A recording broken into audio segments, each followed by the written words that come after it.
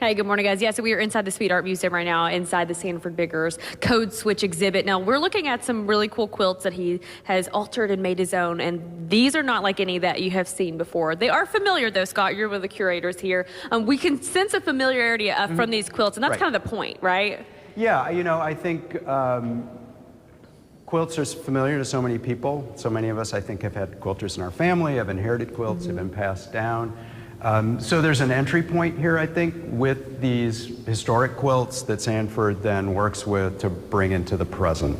Like this one called Harlem Blue, so he's playing with the idea of the blue color of the quilt, but then adding actually references to Buddhist iconography down at the bottom, too. So to recontextualizing it, giving it a new layer of meaning. I want to make sure we talk about a piece over here. You said he was inspired by the first time he visited Louisville with this one. Yeah, this is called Sugar Pork Bourbon. All things that he encountered when he came here for the Kentucky Derby one year. But so beginning with a historic quilt that has a very geometric, three-dimensional quality to it. But then if you look very carefully, you see this silhouette of an image turned in the upper right, which is borrowed from a very famous abolitionist-era photograph of a formerly enslaved man who had been whipped, and his back was scarred by that. So he's adding that element of Kentucky's own history with slavery into this object as well. Turning around to this wall over here, we see some different types. They're not just quilts hanging. This is really interesting. It almost looks like a quilt shelf. What would this be considered? I mean, 3D, what's the... Yeah, I think when you look at historic quilts, oftentimes the patterns that quilt makers were originally using were intended to give the effect of three-dimensionality in a two-dimensional quilt.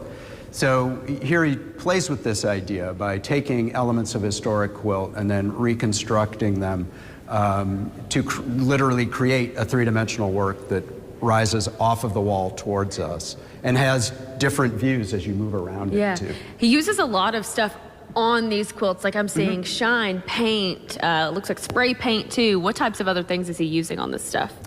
Well, I mean, you see references to graffiti art with the use of spray paint, acrylic paint, tar.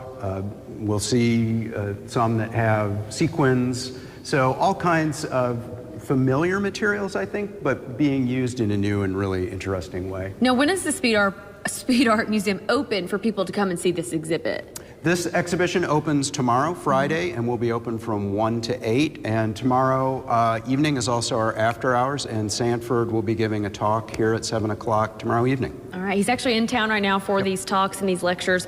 So we're not going to have him on this early morning show, but you'll have to tune back in at 9 because he is going to make an appearance and talk to us about the work that he has in exhibition here at the Speed Art Museum. Awesome, something to look forward to.